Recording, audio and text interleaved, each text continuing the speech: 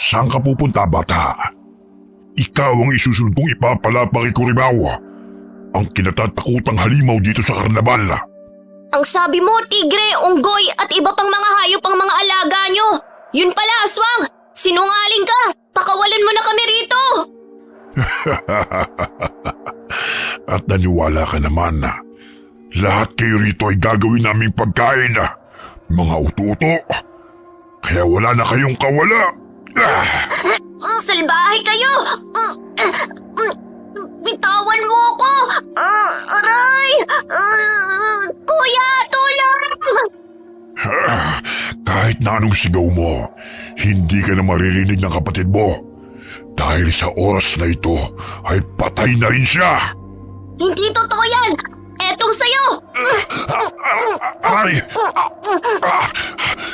Hindi ako makahinga. Tigilan mo yan. Buwisit kang bata ka.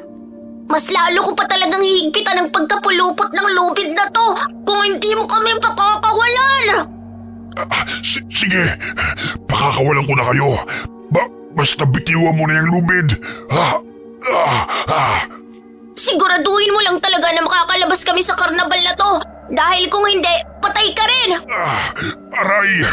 Walang iya kang bata ka!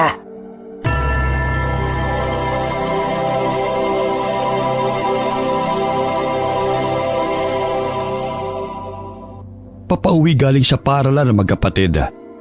Napansin ni Bong na tahimik si Bensoy at salubong ang mga kilay. Oh, Bensoy, bakit nakasimangot ka na naman? Tsaka, ano nangyari dyan sa labi mo? Nagsuntukan kami ng kaklase kong si Warren kanina. Sumusobra na kasi siya, kuya eh. Palagi niya akong pinapahiya sa klase. Kaya ayun, binasog ko din ang mukha niya. Ilang beses ko bang sasabihin sa'yo na huwag ka makipag-away? Ang tigas talaga ng ulo mo. Sigurado akong pagagalitan ka na naman ni nanay kapag nakita niya yung mga sugat mo. Siya tong nauna eh. Tinutokso akong tutubuan din daw ako ng kaliskis sa mukha. Kaya dapat layuan ako ng aming mga kaklase. Dahil may kapatid daw akong taong ahas. Kaya hindi malayong magkakaganon din ako. Pinansin mo na naman yung mga batang yun? Hindi ako taong ahas. Sakit lang to sa balat. E di sana kung totoo yun. Kinain ko na lahat ng tao dito sa baryo. Takutin mo kaya yung si Warren para hindi na ako tuksoin ng abnormal na yon. Paano kaya kung puntahan mo siya bukas? Kung papatulan mong lahat ng mga taong nanunukso sa'yo, baka mapigtas na yung ugat mo sa liig. Hayaan mo sila. Titigil din ang mga yun. Anong titigil? Nananahimik naman ako dati kahit araw-araw nila akong tinutukso pero hindi pa rin sila humihinto. Alam mo ba, kuya? Kanina nang basagin ko mukha ng Warren na yon, pati mga tropa niya tumahimik. Akala nila, tigas kaya ng kamao ko. Basta sinasabi ko sa'yo, wag mo nang uulitin na makipag-away ha. Tayo pa rin ang pagagalitan ni nanay. Yan ang hindi ko maipapangako sa'yo, kuya. Ipinanganak si Bong na hindi normal. Kalahati sa mukha niya ay tila kaliskis na mayahalin tulad sa isang isda. Ang isang balintataw naman niya ay kulay dalandana. Kaya't yun ang dahilan upang maging tampulan siya ng tukso. Kahit ang bunsong kapatid niyang si Bensoy ay hindi nakakaligtas sa panunukso ng mga kaklase nito. Kuya, tingnan mo si Mang Pulon. Nagbibihis na naman siya bilang clown. Nakakamangha yung mga magic na ginagawa niya. Alam ko din ang mga simpleng tricks na ginagawa niya. Pareho na lamang sa mga lasong pabago-bago ang kulay. Ang lubid ay biglang tatayo. Sa kahon naman, biglang may lilitaw na kuneho. Paano mo nalaman ang mga tricks na yon? Siyempre alam ko. Kasi akong sidekick ni Mang Pulon. Ay, ikaw pala yung loko-lokong clown na kasama niya? Aliw na aliw pa naman ako sa katangahan nun. Akala ko totoong pumapalpak, yun pala palabas niyo lang. Mga 2 linggo na akong sumasama sa kanya. Sayang din kasi yung binibigay niya sa akin sa tuwing magtatanghal. Pambili pa yun ng bigas at ulam. Bilisan na natin sa paglalakad dahil magbibihis pa ako. 5:30 dapat makarating na kami sa plaza. Kuya, gusto ko rin pong sumali sa inyo ni Mang Pulon. Kapag nangailangan siya ng isa pang kasama, sasabihan kita. Nasa ika-6 na baitang sa elementarya si Bensoy. Samantalang sa edad na 20, nasa ika-4 na baitang pa lamang sa sekundarya si Bong. Siya na rin ang naging katuwang ng ina sa paghahanap buhay, buhat ng mamatay ang kanilang ama. Kahit nag-aaral ay sumasideline siya sa pagiging kargador sa palengke at kahit na anumang trabaho na maaaring pagkakitaan. Hanggang sa maging assistant ni Mang Pulon na isang magikero sa fiesta, karawan o anumang klaseng pagtatanghal. Nay, may dala po pala akong bigas dito. Ikaw na magsaing, Bensoy. Magbibihis na ako. Kararating mo lang anak, aalis ka na kaagad. Magtatanghal po kami ni Mang Pulon sa plaza. Sige po, Nay. Kukunin ko lang po yung damit ko. Hindi ka pa nakakain, mamaya magutom ka. Doon na lang po kami maghahapunan. Nay, pwede po bang matapos ko magsaing at kumain, pupunta ako ng plaza? Gusto ko pong panoorin si kuya. O sige, magsaing ka na ron. Tsaka pakiprito mo na rin ng tilapia anak. Sige po, Nay. Dadalan ko na lang po si kuya ng hapunan niya mamaya. Teka, bakit pupok yung labi mo? Halika nga at nang matingnan ko. Wala po to, Nay. Konting sugat lang naman. Basta ha, ayokong nakikipag-away kayo ng kuya mo. Lalo ka na, pikon ka pa naman. Opo, Nay. Siya nga pala. Alam niyo bang sumasama si kuya kay Mang Pulon? Oo. Tinumpunin nila ang kariton na ginagamit ni Mang Pulon sa pagtitinda ng fishball. Hindi po yun ang ibig kong sabihin, Nay. Bukod po sa pagkukumpuni ng kariton, yun bang naging clown tsaka magician? Ay, hindi ko alam yan anak. Wala namang sinabi ang kuya mo sa akin Akala ko sumasama siya sa pagtitinda ng fishball. Ngayon ko lang din nalaman na sumasama sa pagtatanghal si kuya kay Mang Pulon. Di ko sukat akalain na siya palang pinagtatawanan namin na clown sa paaralan nung nakaraang linggo. Bakit? Anong meron? May program po. Tapos nagtanghal si Mang Pulon bilang magician. Tapos yung clown na kasama niya, palpak. Nakakatawa nga Patakbong tinungo ni Bong ang bahay ni Mang Pulon at dali-daling isinuot ang kostyuma. Nilagyan niya ng kolorete ang muka. Sa gayon ay matakpan ang kaliskis na balat. Mabuti na lang ito naging trabaho ko ngayon. Kahit papano hindi natatakot sa akin yung mga bata dahil natatakpan ang aking muka. Uy, kuya! Ay, itlog! Di pa kayo nakakaalis? Ginulat mo naman ako Bakit bigla ka na lang sumusulpot dyan sa bintana? Tsaka, akala ko ba'y magsasaing ka? Nagsasaing na nga. Gusto ko kasing makita kung paano ka mag-ayos Umuwi ka na. Mamaya masunog pa yung sinaing mo. Nagpaalam naman ako kay nanay Tsaka uuwi din ako maya-maya. Bagay sa yung damit mo, kuya. Sana ako din makasuot niyan. Kung kailan ng isa pang makakasama ni Mang Pulon, sasabihan ka agad kita.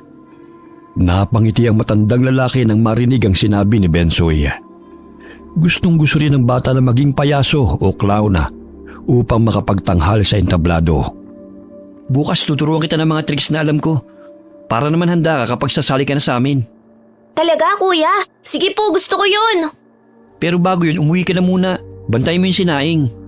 Sige, kuya. Pupuntahan kita mamaya sa plaza at dadalhan kita ng hapunan. O sige na, ang kulit-kulit mo Hindi tuloy ako makapag-focus sa ginagawa ko rito Pakaway-kaway na nagpaalam si Bensoy habang papalayo. Ilang sandali pa'y umalis na rin sina Bong at Mang Pulon patungong plaza. Bitbit ang mga gamit at sinakay sa tricycle. 6:30 ng gabi. Tumungo si Bensoy sa plaza, bitbit ang hapunan ng kapatid. Malayo pa lamang ay naririnig na niya ang palakpakan ng mga tao. Karamihan ay mga bata. Bispiras ng kapistahan sa baryo, kaya't maraming palabas sa pangunguna ni Mayor. Naghanap siya ng pwesto upang makapanood siya na maayos. Ang galing nila. Yun nga lang pumapalpak si kuya. May halong komedya ang magic nila Sana balang araw makapagtanghal din ako sa entabladong yan at palakpakan ng mga tao. Paano kaya lumabas ang kalapati sa kahon? Kayong kanina wala naman. Hanip talaga ang magic. Hoy bata, umalis ka nga riyan. Nag-video ako Nauna kaya akong tumayo rito. Doon ka sa bandang likuran Kita mo naman nanonood ako rito Gusto mo bang ikaw ang pagkaguluhan mamaya ng mga tao? Sapakin pa kita dyan Bakit ba kasi mahilig kang mang-agaw ng pwesto? Ang dami-daming lugar dito banda maganda ang kuha Aangal ka? Parang namumukhaan kita. ikaw yung kapatid ng taong ahas na si Bong. Taong ahas ka riyan, hindi ahas ang kuya ko. Ikaw nga, yung buhok mo parang pugad ng manok eh. Kulang na lang dyan, mga itlog. Anong sabi mo? Pangit na nga, bingi pa. Makaalis na nga rito, sinisira mo lang ang panonood ko. Hoy! Bata, bumalik ka rito! Matagbilang dila mo ah! Kanina pinapaalis mo ako, tapos ngayon pinapabalik mo? Ano ba talaga? Nakipagsiksikan na lamang si Bensoy sa mga batang nanonood. Patalon-talon pa ang mga bata nang ihipa ng matandang payaso ang mga bulanan ng galing sa laruang espada. Abay, ang galing. Kaya na rin ni kuya na patayuin ang lupid. Paano kaya niya nagawa yun? Alas 8 ng gabi natapos ang pagtatanghal ni Bong at Mang Polon. Pumunta sila sa entablado at do'y nagpahinga. Bisperas ng kapiestahan, kaya't may gaganaping patimpalak na sayawan. Dali-daling tumakbo si Benso sa likod ng entablado upang hanapin ang kapatid. Kuya, grabe, ang galing mo na. Akalain mo nagawa mong paramihin ang panyo sa iba't ibang kulay? Tsaka yung lubid, matagal na nakatayo lang. Sa susunod, 3 na tayo magtatanghal, sabi ni Mang Pulon. Talaga? Sabik na akong makapag-ensayo. Napansin kong umalis ka sa kinatatayuan mo kanina. Ah, oo. Dahil pinaalis ako ng Rowella na yon. Di ba yun ang palaging nanunukso sa yung kaklase mo? Gusto mo bang upakan ko siya? Sus, tumigil ka nga. Ang liit mo para upakan niya si Ruela. Tsaka babae pa rin yun. Hindi dapat pinapatulan. Magmimistulang kuto ka lang. At kaya kanyang tirisin sa laki ng katawan nun. Matakot siya sa kutong kagaya ko. Makalait, akala niya kanais-nais ang itsura niya. Ang pangit din naman. Ay, may dala-dala pala akong kanin at pritong tilapia. Kumain na muna kayo. Nagdala ka pa niyan. May binigay na pagkain si Kapitan. Halika, kumain ka. Wow! Fried chicken at pansit! Palagi bang itong libreng pagkain niyo, kuya? Hindi. Minsan wala rin. Mabuti na lang mabait si Kapitan. O ito, marami pang kanin. Ngayon lang ulit ako nakatikim ng fried chicken. Matagal na rin ang huli eh. Sa'yo na yan. Akin lang tong tilapia. Hahatian ko si nanay para makatikim din siya nito. Tsaka yung pansit, ibigay na lang natin sa kanya. Ikaw ang bahala. Habang naglalakad ay may napansin si Bensoy na 2 clown. Sumakay ang mga ito sa pulang van. Kuya, hindi lang pala kayo ni Mang Pulon ang nagtatanghal sa desperas ng kapistahan. Ayun sila oh, mas maganda ang costume nila kaysa sa inyo. Pinaglumanan ni Mang Pulon tong suit ko eh. Binata pa siya, suit niya na to no. Tsaka, hayaan mo na sila. Lahat tayo may kanya-kanyang diskarte. Ang kaibahan lang kung paano tayo makakapagbigay ng kasiyahan sa mga tao. Gaya namin, kunwari palpak ako, tapos binabatukon para gumaling. Oo nga nakakatuwa po kayong dalawa. Huwag ka mag-alala. Mag-iipon ako para makapagpatahi ng costume kay Aling Marie. Isa sa'yo, isa sa akin. Talaga, kuya? Oo naman. Pagdating nila sa bahay ni Mang Polona, namangha si Bensoy nang makita sa loob noon ang iba pang mga kagamitan na ginagamit sa pagtatanghal. Mahigit 50 taon ng magician si Mang Polona.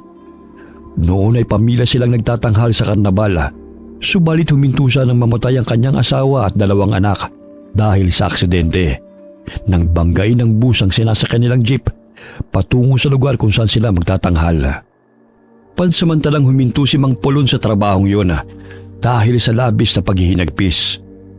Bagamat muling bumalik ito sa pagiging magician dahil sa tuwing nasisilayan niya ang tuwa sa mukha ng mga bata ay naaalala niya ang kanyang namayapang mga anak.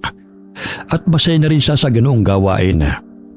Ang dami at ang gaganda ng mga gamit Kapag wala kang pasok, turuan mo rin ako ng mga itunuro ni Mang Pulon, kuya Oo naman. Oh, ilagay mo na rito yung kahon. Tsaka iba pang mga gamit. Maya-maya'y nagpaalam na ang magkapatid sa matanda. Kapag walang racket bilang magician si Mang Polon, ay nagtitinda ito ng fishball kasama magkapatid.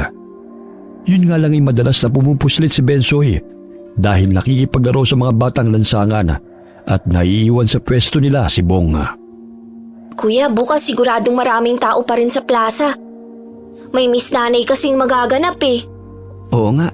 Kaya samahan mo ko sa pagtitinda ng fishball ha. Wala munang laro at lakwatsa. Baka umiskapo ka na naman. Ay hindi na kuya, lahat ng utos mo susundin ko. Basta turuan mo lang ako ng mga tricks na tinuro sa'yo ni Mang Pulon ha. Tsaka bakit hindi ko alam na ilang linggo ka na palang sumasama sa kanya? Puro kasi pagbubulak-bulang ginagawa mo eh. Imbis na dumiretso sa bahay pagkatapos ng klase, puro laro yung nasa isip mo. Malaki ka na, Bensoy. Kailangan mo nang tulungan si nanay sa gawaing bahay. Tutulong na nga eh. Malayo-layo pa man sila ay pinagbuksan na sila ng pintuan ng ina. Sabik na kinuha ni Bensoy ang pasalubong nitong pansit at ibinigay kay Mila. Nay! Tikman mo po ang pansit at fried chicken! Hinati ko po para makakain din po kayo ng masarap. Bakit hindi niyo lang inubos ito, mga anak? Nakakain na po kami ni kuya. Ito po yung 500 na kinita ko kanina, Nay. Idagdag niyo po sa gastusin dito sa bahay. Nako, anak, itabi mo na lang yan para sa pag-aaral mo. May natira pa naman akong pera sa paglalabada eh. Sa inyo na to, Nay. Tsaka magpahinga na po kayo sa paglalaba. Napapadalas pa namang sumasakit ang likod niyo. Hindi pwede, anak. Alam mo namang nananamlay ang katawan ko kapag walang ginagawa. Tsaka hindi naman gaano kadami ang pinapalaban ni Mrs. Torre. Mga damit lang nilang mag-asawa. Basta, Nay. Huwag niyo masyadong pinapagod ang sarili niyo. Nay, di ba masarap yung pansit at fried chicken? Ay oo, anak. Gusto mo bang kumain? Kung hindi mo po mauubos, pwede naman akong tirahan, Nay. Uy, Bensoy. Kinanay na yan eh. Tapos kukunin mo pa? Kung hindi lang naman mauubos ni nanay. Oh, sige na. Sa'yo na yung fried chicken. Nakapaghapunan na ako. Grabe ka talagang dumiskarte, Bensoy. Bukas bibilhan kita ng 5 pirasong pakpak ng manok. Ipiprito ko para sa'yo. Talaga, kuya? Promise mo yan Oo. Malaki-laki din kasing kinita ko ngayong linggo eh. Kaya medyo nakakaluwag-luwag din. Tsaka, bibilhan na rin kita ng tsinelas. Naaawa na ako sa'yo eh. Kung hindi nilalagyan ng alambre, butas naman yung sinusut mo. Sige na, magbihis ka na anak. Bukas ako na maglalaban ng costume mong yan. Salamat po, Nay. Matapos na maglinis ng katawan ay agad na nakatulog si Bonga. Samantalang si Bensoy ay gising pa at gumuguhit ng clown sa kanyang kwaderno. Ayan ang magiging itsura ko kapag makakasama na ako ni kuya. Sabik na akong matutong mag-magic. Bensoy, anak, hindi ka pa ba matutulog? Ay nay, matutulog na po. Patayin mo na yung gasera. Pagod na pagod ang kuya mo, kaya nakatulog ka agad. Oo nga po eh. Good night, nanay. Kinabukasan ay maagang nagising si Bensoy. Hindi pa man nakapag-agahan ay inaya niya ng mag-ensayo ang kapatid. Mamaya na. Ligpitin mo muna ang higaan at punuin mo ng tubig ang galon. Pagkatapos ng gawain dito sa bahay, tsaka na tayo mag-iensayo. Sige na nga. Oh, bakit tumutulis na naman yung nguso mo? Nagre-reklamo ka? Hindi Dali-daling kinuha ni Bensoy ang galon at nag-igib ng tubig. Mabilis siyang napuno ang mga galon at agad na bumalik sa kanilang bahay. Kuya, tapos na akong mag-igib. Halika na, para makapag-agahan na tayo. Luto na tong sinaing. Oh, eto, may atsara ako rito. Pinigay ni Mrs. Torre kahapon. Masarap tong ipare sa pritong tilapia. Ay, oo nga po, Nay. Anong oras po ba tayo mag-iensayo, kuya? Pagkatapos mo hugasan ng mga pinagkainan. Ang dami namang gagawin bago mo ko turuan. Pambihira naman, Ay, syempre naman. Sino pa ba paghuhugasin mo ng mga plato? Ang pusa? Kumain na kayong dalawa. Kagabi pa yung sabik si Bensoy eh. Mahaba-haba pa ang araw anak, kaya't huwag kang masyadong magmadali. Nay, magkano kaya ang magpagawa ng damit ng clown? Hindi ko alam anak, pero tatanungin ko si Marie mamaya. Ako nang bahala sa pagpapatahi ng costume mo.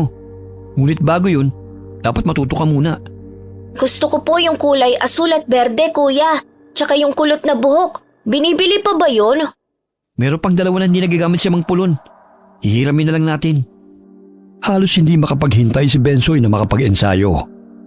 Matapos kumain at ligpitin ang kanilang pinagkainan, ay agad niyang inaya ang kapatid na pumunta sa bahay ng matandang magikero. Hindi ka talaga makapaghintay. Tayo na nga. Ang dami mo pa kasing utos bago tayo umalis eh. Ay, dapat lang natapos na lahat ang gawain sa bahay bago tayo maglakwatsa. Alangan namang iasa pa natin yung kinanay. Pagdating nila sa bahay ni Mang Pulona, ay nadat na nilang naglilinis ito ng kariton na ginagamit sa pagtitinda ng fishbowl. Nakiusap sila na kung maaari sila mag-ensayo ng tricks doon. Pumayag naman ang matandang lalaki at tinuruan sila nito. Walang pagsidla ng tuwa sa Bensoy habang sinusunod ang ginagawa ng matandang lalaki. Hindi may pagkakaila ang kasiyahan sa mukha ni Mang Pulona habang tinuturuan ng magkapatid. Ang hirap din pala nito. Dapat pala mabilis ang paggalaw ng mga kamay dahil kung hindi, papalpak ka talaga. Sa pamamagitan ng mabilis na pagkilos ng iyong mga kamay, nalilinlang nito ang paningin ng mga manonood. Dadalasan ko talaga ang pag-iensayo para naman maging kasing galing niyo ako ni Mang Pulon. Natawa ang matandang lalaki sa sinabi ni Bensoy. Napatingin si Mang Pulon sa relo. 3:00 na ng hapon, kaya't huminto sila sa pag-iensayo. Agad na niligpit ng magkapatid ang lahat ng mga gamit at pinasok sa bahay ng matanda. Kailangan na nilang ihanda ang mga paninda nilang fishbowl at mga sangkap na gagamitin. Ang saya pala ng trabahong to, no? Yung parang naglalaro ka lang. Pero huwag mong pabayaan ang pag-aaral mo, ha? Mamaya makalimutan mo na mag-aaral at pagmamagic na lang ang gawin mo. Lahat ng bagay may limitasyon. Dapat balanse lang. Opo. Umuwi muna tayo. Kukunin ko na yung mantika sa bahay. Habang papauwi, nadaanan nila ang grupo ni Rowela. Maanga sa mga itsura ng mga ito. Nakasuot ng itim na t-shirt at kulay itim ang lipstick at guhit ng mga mata ng mga ito. Magsitago kayo! Baka lamunin kayo ng taong ahas! O di kaya'y mahawa kayo sa kaliskis niya! Hoy, tomboy! Alam kong si kuya ang pinariringgan mo. Wala kang pinagkaiba sa kapatid mong si Warren na matalas ang dila. Pasalamat ka dahil babae ka pa rin. Dahil kung hindi, itutulad kita sa kanya. Aba! Ang tapa mong kutong lupa ka! Ikaw pa lang nang bugbog sa kapatid ko? Nararapat lang yun sa kanya dahil walang prenong bibig niya kagaya mo. Tsaka ang tapang nyo lang naman dahil ang dami nyo eh. Pero mga duwag din kayo kung tutuusin. Halika na, umuwi na tayo. Huwag mo na silang pansinin. Sumusobra na kasi sila sa pangpapahiya sa atin eh. Tsaka hindi pwedeng basta-basta ka lang nila lalaitin sa maraming tao. Ikaw bata, baka gusto mong isabit kita sa punong yan. Alam mo bang ginagawa ko sa mga katulad mo ha? Nilalampaso ko. Pati ang kuya mo, nakaranas na yan. Baka gusto mong maranasan din. Kung si kuya nagawa mong kawawain, pues ibahin mo ko. Tayo na, Bensoy. Sinabi ko na huwag ka makipag-away eh. Bago pa man mahila ni Bong ang kapatid ay nasampal na ito ni Rowela. Ngunit maliksing hinawakan ni Bensoy ang kamay nito at nanggigigil na kinagat. Aray! Bitiwan mo akong buwisit ng bata ka! Hoy, Bensoy! Tama na yan! Tulungan niyo ako! Aray! Puputulin ko talagang kamay mo kung hindi mo titigilan si kuya. Kayo na mga tropa mo. Kala nyo kung sino kayo mga astig, pareho naman kayo ng kapatid mong si Warren, mahina ang utak sa klase. Buwisit kang bata ka! Bawiin mo yung sinabi mo! Tama naman ako bobo kayo magkapatid. Dinadala nyo lang sa pananakot ang katangahan nyo. Para malaman mo, noon tinakot ako ni Warren na ipapabugbog sa mga tropa niya kung hindi ko siya gagawa ng assignment. Pero ngayon, hindi na ako takot sa kanya. Halika na! Ang liit-liit mo pero ang tapang mo. Hinila ni Bong ang bunsong kapatid dahil hindi ito tumitigil sa kakadaldal. May dumating na mga tanod kaya't inawat sila ng mga ito. Gusto pa sanang sugurin ni Rowela at ng grupo nito ang magkapatid. Ngunit pinalis na sila ng mga tanod. May araw rin kayo mga ahas! Lalo ka na bubuit! Hindi ako natatakot sa'yo, tomboy! Tama na yan, sabi. Huwag mong pag-aksayan ng panahon ng mga taong ganyan. Itiko mo na yung bibig mo. Napalingon pa si Bensoy sa grupo habang papalayo. Sinesenyasan siya ng mga ito ng kamao at matalim na nakatanaw sa kanila. Takot ka ba sa tomboy na yon, kuya? Namimihasa na eh. Pareho sila ng kapatid niyang si Warren na si Raulo. Hayaan mo na sila. Alam mo, ang mga taong katulad nila, marahil may matinding pinagdadaanan. Dinadaan lang sa panunukso sa ibang taong kahinaan nila. Sa paraang yun, aakalain na matapang sila. Alam mo kuya, Hindi ako sang-ayon sa madalas mong sinasabi na hayaan na lang sila. Tignan mo si Warren, tumahimik nang suntukin ko. Ikaw ang liit mong tao pero palaaway ka. Nakita mo naman na halos ibitin ka ng Ruela na yun, di ba? Siya naman tong nasaktan eh. Hindi po pwedeng basta-basta na lang nila tayong api-apihin. Ang sabi ng guro namin, kailangan din lumaban paminsan-minsan. Ewan ko sa'yo. Basta ayoko nakikipag-away ka. Lalo na kung tungkol sa akin. Magkaiba ang personalidad nilang magkapatid. Lumaking mahinahon si Bong kahit na madalas na tinutukso. Samantalang si Bensoy naman ay nakikipag-away sa mga taong nanlalait sa kanyang kapatid dahil ayaw niyang inaapi sila na kung sino. Tahimik na hinahalo ni Bensoy ang sili sa sausawan. Ngunit hindi pa rin naaalis sa isip niya ang grupo na nakalaban nila. Akala nila uurungan ko sila ah. Hindi ako papayag na magpapatalo lang sa kanila. Ang lalim naman yata ng iniisip mo. Tapos na ba yung sausawan? Opo kuya. Sige, isalin mo na sa 2 garapon at ilagay mo na yun sa kariton. Nandito na rin ang sangkap ng fishball at mga tempura. Agad silang nagpaalam sa kanilang ina upang magtinda ng fishball sa plaza. Hinihintay na rin sila ni Mang Pulon at sabay silang tumungo roon sakay ng dipadyak na kariton. Tamang-tama, marami na ang mga tao. Nakakabingi naman ang musika na pinapatugtog. Parang susuko ng mga tutuli ko. Luko-luko ka talaga. Nakikita mo ba kuya mga mukhang tutuli? Ayun na naman yung grupo ng tomboy na si Ruela oh. Akala mo kung sino mga astig. Hayaan mo nga sila. Hanap buhay ang pinunta natin dito, hindi gulo. Sila lang naman ang pasimuno ng gulo eh.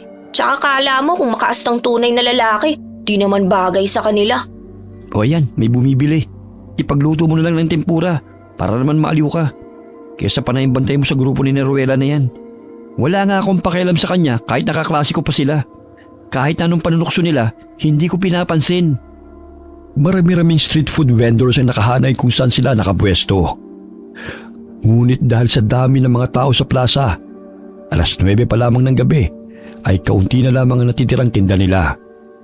Maging ang mga paninda ni Mang Pulon ay wala na sa kalahati. Muling nakaagaw ng pansin kay Bensoy ang mga clown na dumaan sa kanilang pwesto. Magara at makukulay ang mga damit na mga ito. Magtatanghal kaya sila sa plaza? Pwede bang manood ako sa kanila? Basta bumalik ka rito Huwag ka magtatagal dahil konti na lang itong paninda natin. Huwag mo na kaming paghintayin dito Opo kuya. Nakasalubong ni Bensoy ang isang clown. Magiliw itong nakikipagkulitan sa mga bata at may mga binibigay din itong mga laruan at candy. Ikaw bata, gusto mo ba ng yoyo na ito? Opo. Kunin mo. Paano ko makukuha yan? Ang bilis ng kamay mo eh. Gusto mong makakita ng marami pang magic? Opo, magtatanghal po ba kayo sa entablado ngayon? Hindi dito. May sarili kaming karnabal at iniimbitahan namin ang mga kabataan na sumama sa amin.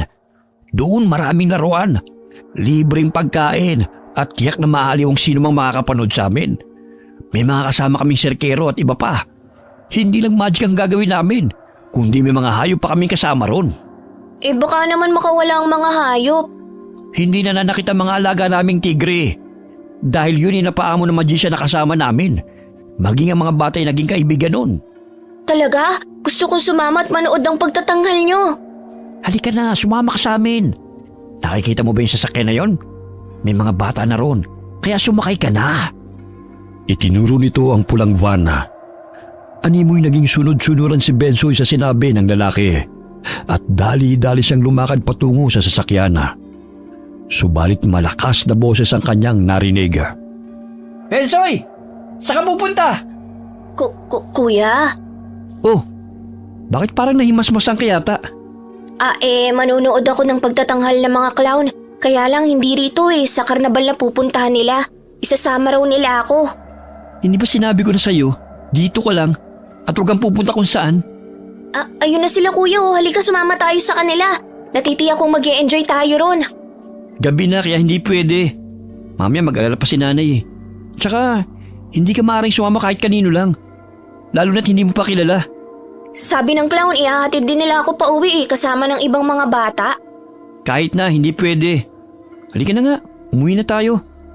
Umiiral na naman yung katigasan ng ulo mo Ayan na sila oh, may iwan na nila tayo. Sa susunod na araw na lang. Umuwi na tayo. Naghihintay na si Mang Pulon, oh. Kung hindi pa kita sinundan, kung saan ka na pala nakarating. Matamlay na tinatanong ni Bensoy ang payasong papalayo, kasama ang ilang mga kabataan. Pumasok ang mga ito sa van. Nakarating sila sa bahay ni Mang Pulon, bagamat hindi pa rin tumitigil si Bong sa pagpapaalala sa kapatid. Pinagalitan niya ito dahil nakalimot na naman si Bensoy na hindi basta-bastang sumasama sa hindi nito kakilala. Napatigil siya sa pagsasalita nang mapansin na napasapo si Mang Pulon sa ulo nito at dibdib. Ilang sandali pa'y bumagsak ito sa lupa. Kuya, si Mang Pulon, parang nahihirapan siyang huminga. Hihingi lang ako ng tulong. Tumito ka lang. Bantayin mo siya. Opo, kuya. Tulong! Tulungan niyo po kami! Tarantang tumakbo si Bong upang humingi ng tulong sa mga tao. Maya-maya'y may nakasulubong siya mga kagawad, kaya't dali-daling tumawag ng ambulansya ang mga ito at pinuntahan ng matandang lalaki. Mang Pulon, ano pong nangyayari sa inyo? Paparating na po si kuya. Humingi lang po siya ng tulong. Bensoy, nandito na kami. Kuya, si Mang Pulon parang hindi na siya humihinga. Ha? Nandito na sila kagawad. Tumawag na sila ng ambulansya. Hindi alam ng magkapatid ang gagawin na. Ilang sandali pa'y dumating ang ambulansya at nagsagawa ng CPR ang isang nurse. Subalit hindi na naagapan ng matanda. Binawian na ito ng buhay pagdating sa ospital. Dahil sa pagod kaya't inatake ito sa puso. Matagal nang iniinda ng matanda ang sakit nito. Ngunit hindi nito sinasabi sa magkapatid at nais lamang nito magtanghal sa entablado upang makapagbigay ng kasiyahan.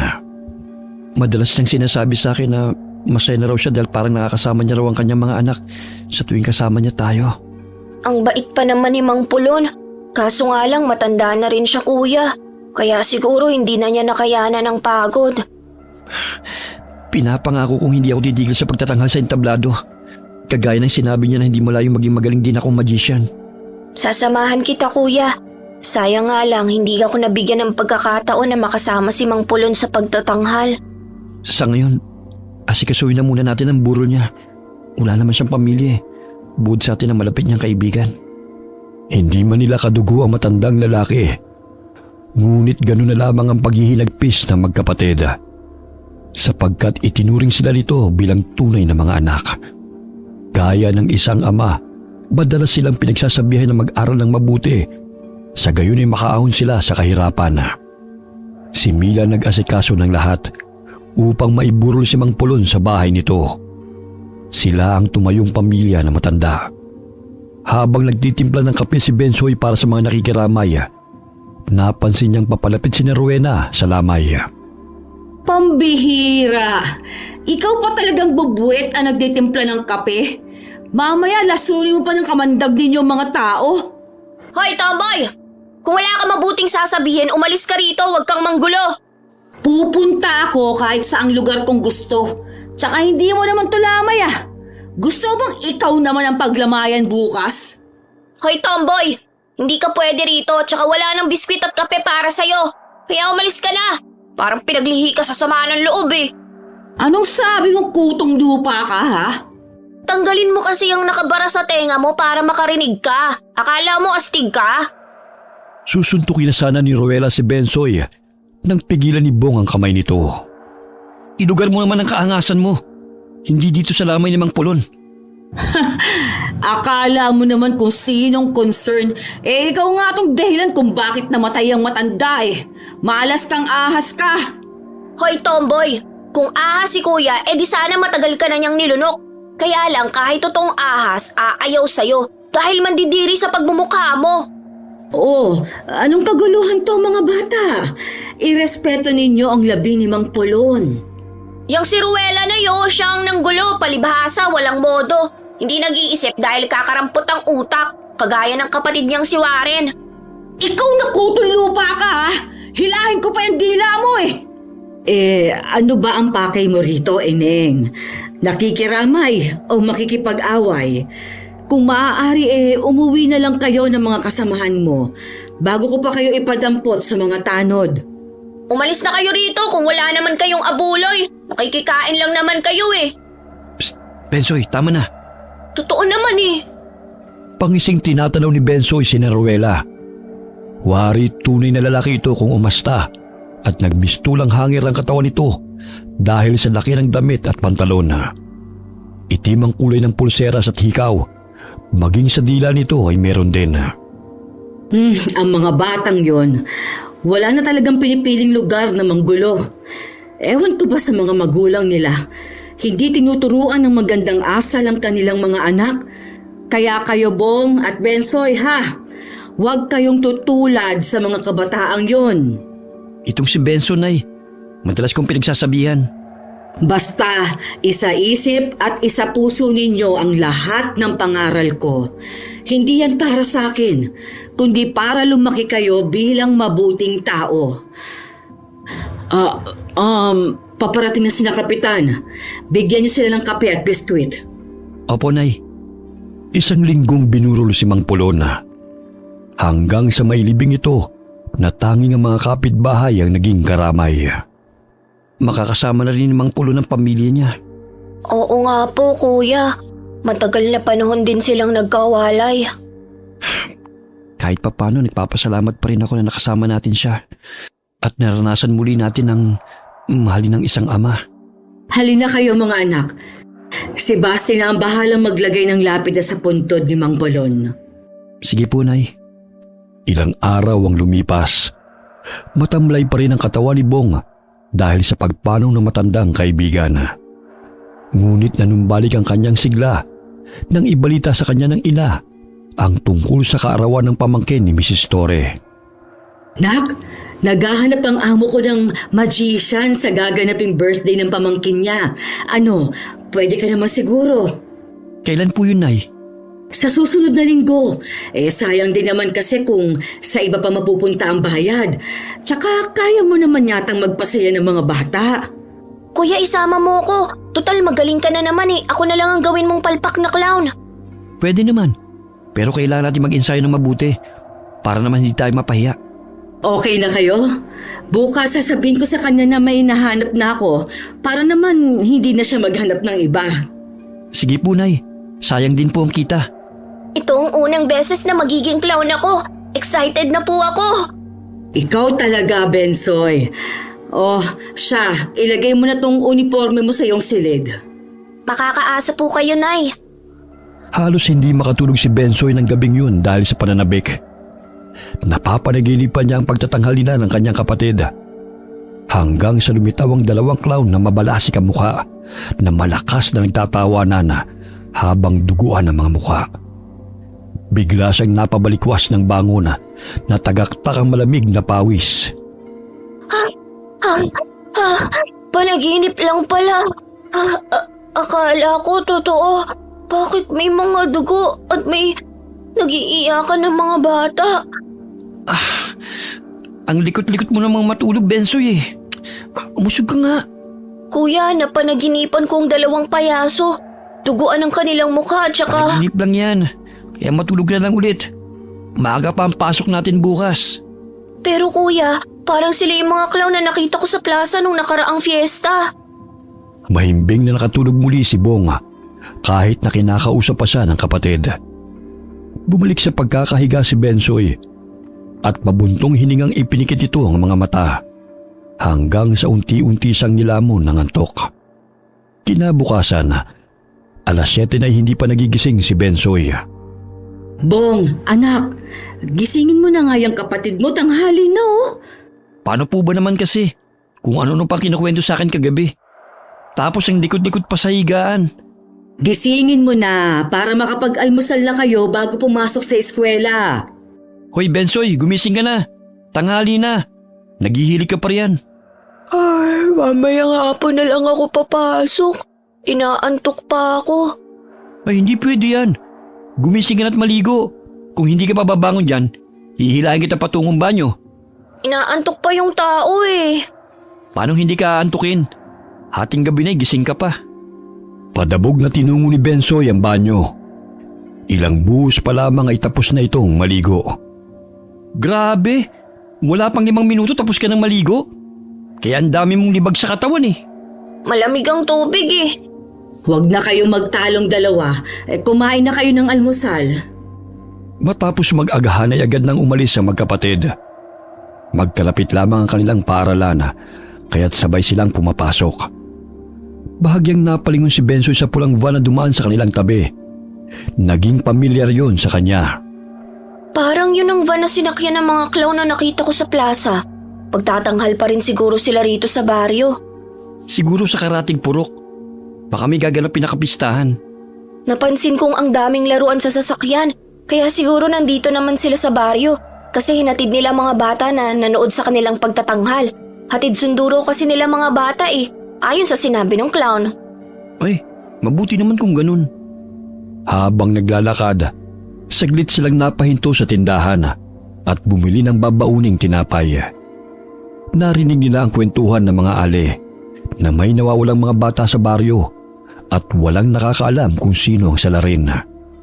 Ilang sandali umalis sila sa tindahan at naging palaisipan rin sa magkapatid kung totoo ang kwentuhan ng mga babae. Kuya, sa tingin mo, sino ang salarin ng pagkawala ng mga bata? Hindi ko rin alam. Pero hindi ba sabi mo, may mga batang sumasama sa mga clown na nakita mo nung fiesta? Baka sila yung nangunguha ng mga bata. Pero hinahatid naman daw nila. Sa bagay, hindi naman natin sigurado kung sila nga ba talaga o hindi ang salarin eh. Kaya ikaw, Bensoy ha, huwag kang sumasama kahit kanino na hindi nagpapaalam ha. Opo, kuya. Tignan mo oh, nandun ang tomboy sa gate. Ang angas kung makatingin sa atin. Mag-iingat ka kuya, mamaya pahiyain ka na naman niya eh. Kaya kong sarili ko. Sige na, pumasok ka na. Palingon-lingon pa si Bensoy bago pumasok sa gate. Magkatapat lamang ang kanilang paaralan, kaya nakita niyang binatukan ni Ruela ang kapatid habang hinahawakan ng dalawang kasamahan nito. Hoy! Taong ahas! Ilabas mo ang tunay mong anyo! Patakip-takip ka pa ng mukha ah! Ipakita mo sa lahat ng estudyante ang iyong kaliskis! Ano ba? Bitiwan niyo nga ako. Wala naman akong ginagawa sa inyo ah. Alam mo, taong ahas ka nga. Pero bakit ang duwag-duwag mo? Gusto mo bang balatan ko yung kabilang pisngi mo? Hoy, tomboy! Bitawan mo si kuya! Wala kang kadala-dala ah! Duwag lang yan si kuya kung umaga. Pero mamayang gabi, malakas siya. Sige, saktan niyo siya. Dahil babalikan niya kayong lahat na nangaapi sa kanya. Uy! Takot naman ako! Gusto mo bang makita kung paano ko tanggalan ng kaliskis ang kuya mo, ha, Bubwet? Nasaan kaya ang gwardya? Bakit wala siya sa gate? Kailangan kong tulungan si kuya. Kumuha ng maliit na bato si Bensoy at malakas na inihagis patungo kay Ruela. Nasapul ito sa noo, dahilan na mabitiwan ito si Bong. Aray! Hindi lang yan ang aabutin mo kung hindi niyo lulubayan si kuya. May trabungko ako ng ahas na siyang nagpapalakas sa amin. Isang utos ko lang sa trabungko ng ahas, mamayang gabi sasalakayin niya kayo. Kabaliwan yan! May patrabong ko kapag nalalaman, ha? Bitiwan niyo ako! Buong lakas na itinulak ni Bong ang mga kaklasing pumipigil sa kanya. Unang beses nilang nakita ang binata na magalit, kaya't nanilisik ang mga mata nito. Lalo na ang balintataw na maihalin tulad sa ahas. Kaya't natakot ang dalawang lalaki at kumaripas ng takbo ang mga ito palayo. Hoy! Mga duwag, saan kayo pupunta? Siyempre, tatakas. Ang hina talaga ng utak mo. Mamayang gabi, ikaw ang papahirapan ng mga alagad kong ahas. Nakikita mo ba ang bilog na to? Trabungko to ng mga ahas, kaya kung utusan sila, nakainin ka. Totoo ba yan? Mukha ba akong nagsisinungaling? Ibinigay pa sa akin ng matandang pulube, kaya matakot ka sa akin, Ruela. Pigil ang tawa ni Bong sa seryosong mukha ng kapatid habang kinakausap ang kalaban nito. Tumakbo ito palayo dahil sa takot na lusubin ng mga ahas. Totoo ba yung trabungko na sinasabi mo? Pati nga ng maliit na bolang yan? Nabasa ko lang sa comics ang trabungko ng ahas, pero ang bolang to napanalunan ko lang sa perya. May maliit na ilaw sa loob at maliit na baterya. Pambira ka talaga. Akalain mo, napaniwala mo silang totoo na may trabungo ka ng ahas? Bakit kasi hindi ka lumaban sa mga taong yun? Alam naman nating malaki lang ang mga katawan nila pero ang liliit ng utak nila eh. Sige na, pumasok ka na. Mami, mahuli ka pa sa klase. Ilang sandali pa'y dumating ang gwardiya na nagbabantay sa gate. Sumakit ang siya nito, kaya saglit na nagbanyo. Hindi maipinta ang mukha nila sa takot. Sa susunod, bibili ako ng laruang ahas para takutin sila ulit. Akala nila walang malaking nakakapuwing. Bensoy, natulala ka na naman dyan. Pumasok ka na. Opo, kuya. Dali-daling tinungo ni Bensoy ang silid-aralan. Tahimik na umupo siya sa silya malapit sa bintana. Ang nooy kaklasing si Warren na madalas na nanunukso sa kanya ay walang imik at tila nililis nito ang tingin sa binatilyo. Kahit nasa harapan lamang niya ito. Magkapatid talaga si Ruela at Warren. Mga utak talangka. Nakakatawang reaksyon ng tomboy na yun kanina. Ang angas-angas pero takot din pala. Samantala, inayos ni Bong ang panyo na nakatakip sa kanyang mukha. Mula sa kabilang hanay ng mga upuan ay matalim na nakatingin si Ruela at ang mga tropa nito sa kanya. Napapaisip kaya sila kung totoo ang sinasabi ni Bensoy tungkol sa trabungko? Loko-loko talaga yung kapatid kong yun.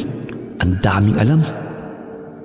Ilang sandali dumating na ang kanilang guro at nagsimula na ang aralin. Ang nooy maingay na si Ruela ay tahimik hanggang sa matapos ang kanilang klase. Kagaya ng nakagawian, sa tuwing oras ng uwian sa hapon ay hinihintay ni Bensoy ang kapatid sa guardhouse. Oy kuya, kamusta? Inaway ka pa ba ng mga kaklase mo? Hindi, tahimik nga eh. Mukhang natakot sa trabungko na sinabi mo. Paniwalang paniwala talaga siya sa trabungko na taglay ko. Nabasa ko lang kasi yun sa comics at libro ng kaibigan ko eh. Bukas makikibasa ulit ako. Yung kwento naman ng mga tikbalang. Dumaan sila sa patahian ni Aling Marie. Labis ang kasiyahan ni Bensoy nang ibigay sa kanya ng kapatid ang costume nito. Sa akin na ba talaga to, kuya? Oo naman. Mabuti na lang, magkasilaki kayo ng anak ni Aling Marie. Kaya siya lang sinukatan. Sorpresa ko kasi sa'yo yan eh. Ang ganda at makulay pa. Pasalamat ka dahil maraming natirang retaso si Aling Marie. Kaya hindi masyadong mahal ang singil niya. Iniabot ni Bong ang bayad sa ginang at agad na silang umalis. Hindi makapaniwala si Bensoy na may sarili na siyang costume. 3 araw na lang ay makakapagtanghal na rin siya kasama si Bong sa birthday party ng pamangkin ni Mrs. Torre. Maraming salamat, kuya. Sabik na talaga ako maisuot to. Tsaka gagalingan ko talaga ang pagganap bilang makulit na clown. Walang anuman. Basta magpapakabait ka lang palagi ah. Sumapit ang araw ng pinakahihintay na magkapatid. Pagkahalong pananabik at kaba nararamdaman ni Bensoy dahil unang beses niyang makapagtanghal. Nilagyan niya ng kolorete ang mukha at isinuot ang makulay na wig sa kanyang ulo. Nakakatawa palang itsura ko. Bagay ba sa akin, kuya? Oo naman. Hindi ka na nila makikilala. Dumadami na ang mga bata. Medyo kinakabahan ako, kuya. Kalma lang. Natural lang yan sa umpisa. Pero mamaya kapag nagtatanghal na tayo, mawawala na rin yung kaba mo. Tsaka mag-i-enjoy ka na. Handa na ba kayo mga anak? Maya-maya mag-uumpisa na kayo. Opo, Nay. Handa na po yung mga gamit namin dito. Galingan nyo, ha? Siyempre naman po, Nay. Paglabas ng magkapatid sa kurtina na nakasuot ng costume na clown ay sinalubong sila ng palakpakan ng mga bata. Masayang-masaya ang mga ito na pinapanood sila habang nagtatanghal. Magaling sa pagsalo ng 3 bola si Bensoy, habang si Bong naman ay nagmamagic sa pamamagitan ng paglitaw at paglaho ng mga baraha. Maging ang mga magulang ng mga bata ay naaaliw sa pagtatanghal ng magkapatid. Sumasayaw at kumakanta sila na may halong komedya. Ang galing-galing ng mga anak ko. Isinapuso talaga nilang itinuro ni Mang Polon sa kanila. Halos 1 oras din ang kanilang pagpapasya sa mga bata. Natapos ang kanilang pagtatanghal sa pamamagitan ng pagsama nila kay Princess, habang ibinibigay nito ang mga giveaways sa mga batang dumalo sa kaarawan. Ang saya-saya pala nito, kuya. Lalo na't pinapalakpakan ng mga bata. Sinabi mo pa. Ang galing mo na nga eh. Mas magaling ka pa nga sa akin nung una kong pagtatanghal. Puro palpak talaga ako nun. Mga anak, ang galing nyo. Pinagmamalaki ko kayo. Kumain na muna kayo. Ay opo, biglang kumalamang sikmura ako, Nay. Maging si Mrs. Torre, napahanga ninyo mga anak. Ire-recommenda raw niya kayo sa mga kaibigan niya. Talaga po, Nay? Mabuti naman po kung ganun. Kaya pagbubutihan po namin ni Benso yung gawaing to. Siya, kain lang kayo ng kain ha. Sa inyo yan. Kaya magpakabusog kayong dalawa. Ang dami naman po nito, Nay. Saluhan niyo po kami. Kumain na ako kanina anak. 6:30 na ng gabi sila umuwi na mag-iina. Sa daan nagulat sila ng patakbong lumapit ang 2 tanod kasama sina Ruela at Warren. Yang magkapatid na yan ang sapilitan nagdala ng 2 bata. Ayan naka-costume pa sila. Hindi kami nagkakamali ni Warren. Anong pinagsasabi mo, Ruela? Galing kami sa birthday party. Hindi ka namin maintindihan. Magmamaang-maangan ka pa talaga kitang-kita namin ni Warren na kinakaladkad ninyo yung 2 bata patungong sa sasakyan Siguro, gagawin mo silang pagkain Anong gagawin pagkain? Wala kaming dinukot. At isa pa, kung dinukot namin, nasa na sila? Pauwi pa lang kami Malamang nilamon mo na. Di ba nga sabi ng kapatid mo, may trabungko siya ng ahas? Mali ko ba? Kung mga kasapi ninyong dumukot sa mga batang yon. Teka lang ha. Hindi nangunguha ng mga bata ang mga anak ko. Tsaka wala kaming sasakyan gaya ng sinasabi mo, Eneng. Di pa jack na kariton lang ang meron kami. Nagkakamali ka sa sinasabi mong yan. Tanungin ninyo yung mga anak ninyo. Kampon sila ng Diablo. Dahil mga taong ahas sila na kumakain ng mga bata. Di ba, usap-usapan ng mga nawawalang bata.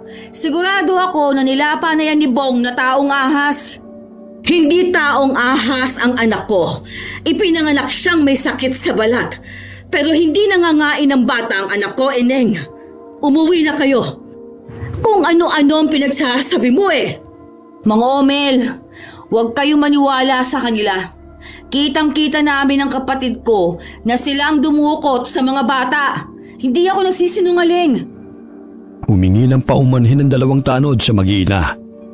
Hindi lingid sa kanilang kaalaman na gumagamit ng ipinagbabawal na gamot sina Ruela at ang grupo nito. Kaya't ganun ang mga iniisip. Lihim na natawa si Bensoy dahil napaniwala niya mga ito sa trabungko na kanyang sinasabi. Iniwan nila ang 2 tanod kasama ang 2 magkapatid at nagpatuloy sa paglalakad pa uwi. Hindi pa rin pala niya nakakalimutan ng trabungko. Akala niya totoo yon. Anong trabungko ba yun, anak? Trabungko ng ahas, Nay. Paano ba naman kasi? Madalas nilang nilalait si Kuya na taong ahas daw. Tsaka sinasaktan pa nila kami, kaya ayun, tinakot ko. Sinabi ko sa kanila na may trabungko ko ng ahas, na naguutos na lapain sila ng mga alagad kong ahas. Kaya ayun, natakot. Kayo talagang mga bata. Ang dami ninyong kapilyohang iniisip. Ang magkapatid talaga na Ruela at Warren ay nasanay na sa gulo. Napabayaan na kasi ng mga magulang. Nasa abroad ang ina. Samantalang ang ama, lulong din sa bisyo. Kaya napariwara ang mga anak. Napahinto sila sa pag-uusap ng may mapadaan na van. Bigla itong nagbukas ng pintuan sa kanilang harapan at sapilitang hinila sina Bensoy at Bong. Sino kayo? Saan niyo dadalhin ang mga anak ko? Aray! Bitiwan niyo kami! Walang hiya kayo! Bitiwan ninyo ang mga anak ko! Ipapasok pa sana ng isang clown si Aling Mila sa van. Ngunit dahil may paparating ng mga tanod, kaya't humarurot na umandar ang sasakyan at nabitiwan ng clown ang ginang at nagpagulong-gulong ito sa kalsada. Aray! Ang mga anak ko! Dinukot sila ng mga kalalakihan! Tulungan niyo sila, Mang Romel! Humingi tayo ng tulong sa kapulisan! Umiiyak na tugon ng ginang. Nasugatan siya sa noo at braso. Kung hindi dumating sila Mang Romel at Mang Basti, maging siya'y nadala ng mga kidnapper. Ayon sa mga tanod, nakuha din daw ng mga ito ang magkapatid na Ruela at Warren. Dali-dali silang dumulog sa istasyon ng pulisya upang i-report ang pangyayari. Kinakalampag ng mga kabataan ang salamin ng sasakyan upang humingi ng tulong. Tumigil na nga kayo sa pag-iingay. Baka gusto niyong dito pa lang ay patayin ko na kayong lahat. Anong kailangan mo sa amin? Bakit mo kami dinukot? Aba, 2 batang payaso. Nagtatanghal din kayo sa entablado, ano? Magiging masaya ito. Madadagdagan kami ng miyembro. Saan mo ba kami dadalhin? Anong kailangan mo sa amin? Tapang bata. Pero sige lang, mamaya mo ilabas ang katapangan mo. Makikilala niyo ang pinakamabangis na hayop sa karnabal. At maglalaro tayo ng taguan mamaya. Mga kampon ba kayo na magkapatid na yan? Pakawalan niyo kami rito! Sinong kapatid ang tinutukoy mo? Yung 2 kaharap mo! Inutusan ka ba nila ha? Nadukutin kami at ipalapa sa mga taong ahas? Taong ahas? Hindi tayo nagkakaintindihan. Pero mamay magiging masaya ang pagtatanghal. Panoorin niyo ang bawat eksena. Dahil naroon si Kurimao. Hindi namin sila kampon. Maging kami dinukot ng mga yan. Magmamaang-maangan pa kayo? Kayo mga taong ahas na kumakain ng mga tao, di ba? Hindi nga kami. Pare-pareho tayong biktima rito. Dinukot nila tayong lahat. Tama si Bensoy Ruela. Kaya huwag mo kami sisihin. Napakasinungaling ninyo magkapatid. Pakawalan niyo na kami rito! Mga walang hiya kayo! Ilang beses na sinabi sa'yo na hindi kaming dumukot sa inyo. Ang hirap mong paintindihin. Totoong sinasabi namin, Ruela. Kaya maniwala ka. Palipat-lipat ang tingin ng kidnapper na clown sa mga kabataang nagtatalo. Tila nabibingisa sa ingay ng mga ito. Tumahimik kayo. Ang ingay-ingay ninyo. Mamaya malalaman niyo kung bakit kayo naparito. Natitiyak kong maaaliw kayong lahat. Huminto ang van sa isang madilim na lugar at tanging isang gusali lamang naroon. Hindi alam na magkapatid kung saan sila dinala ng mga taong dumukot sa kanila. Nasaan na kaya tayo, kuya? Anong klaseng lugar to? Kumapit ka lang. Huwag kang humiwalay sa akin. Malakas ang kutob ko na mapanganib ang lugar na ito.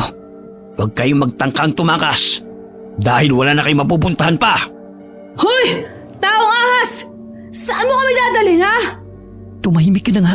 Imbis na dumaldal ka dyan, mag-isip ka ng paraan kung paano mo ililigtas ang sarili mo. Pare-pareho tayo nanganganib ang buhay.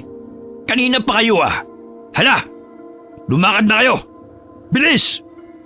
Kuya, naririnig mo ba yon? May nagtitilian at nag-iiyakan. Nakakatakot naman dito. Talasan mong paningit pandinig mo para makapag-isip tayo kung paano makakatakas. Hoy! Anong binubulong-bulong yung dalawa? Natahimik ang magkapatid nang biglang ihampas ng kidnapper na clown ng latigo nito sa lupa. Napaigtad ang magkapatid na animoy sa kanila tumama ang latigo. Nangangatog ang katawan ng mga bihaga nang makapasok na sila sa karnabal. Bumungad sa kanilang paningin ang malaking entablado na may mga ulo ng mga bata at tinatarget ng isang payaso. Sa malaking hawla ay may nilalang na may sungay at buntot na kumakain ng laman ng tao. Kuya, anong klaseng hayop yan? Hindi naman unggoy o tigre yan eh. Parang aswang yan, Bensoy. Mga aswang ang dumukot sa atin. Tignan mo, kuya. Ang ruleta ay pinaikot-ikot ng isang nakahubad na babae kung saan naroon ang mga dugo ang ulo ng mga bata. Hindi kaya itutulad nila tayo sa mga yun. Narinig nila na pumalahaw sa iyak si Ruela nang makita ang aswang na naroon sa hawla. Kaya't nagalit ang clown sa kanya at kinaladkad siya patungo sa harapan ng halimaw at pinaupo malapit sa hawla. Pilit siyang inaabot ito kaya't patuloy na nagtititili si Ruela. Kailangan natin makakuha ng sandata panlaban sa kanila. Hindi maaaring hayala lamang natin silang patayin tayo. Ayun, kuya, may espada. Kailangan nating makuha yun sa isang tao na nasa entablado. Karnabal to ng mga aswang, Bensoy. Dito nila dinadala yung mga batang nawawala at pinapatay. Ang lansa ng amoy ng lugar na to, kuya. Kailangan na nating makaalis rito bago pa mahuli ang lahat. Bong! Tulungan niyo ako rito! Sabihan niyo ang kampo niyo na huwag akong lapain! Tulungan natin si Ruela. Kuya, hayaan mo na siya. Paano tayo makapag-isip ng gagawin ang ingay ng tomboy na yan? Tsaka dyan siya pinaupo ng clown dahil ang ingay-ingay niya mula pa kanina. Tumayo si Bong mula sa pagkakaupo. Kaya sinetasan ng clown na nagbabantay sa kanila. Nanlilisik ang mapupulang mga mata ng mga ito at pabalasik ang anyo. Umupo ka dahil magsisimula ng pagtatanghal ni Maestro. Pwede bang ilayo mo na lang yung babaeng yun sa mabangis na hayop? Hindi kami makapanood ng maayos kung nag-iingay siya eh. Buwisit na bihag na yun. Sige, basta tumahimik kayo riyan at manood na lang kayo. Buti at nakinig ang isang bantay na yon. Di tulad ng isa ang init ng ulo. Kuya, tignan mo. May kutsilyo sa sahig. Baka pagmamayari yan ng clown na nakabantay sa atin. Kunin mo. Huwag ka magpapalata. Nakita ko na yan. Malakas ang kabog ng dibdib ng mga batang naroon habang nakaupo sa kawayang upuan sa harapan ng malapad na entablado. Ang apoy niya nang gagaling sa tanglaw o sulo ang nagsisilbing liwanag sa madilim na paligid. Inilibot ni Bensoy ang kanyang paningin. Napansin niya ang kahon na naglalaman ng mga gamit.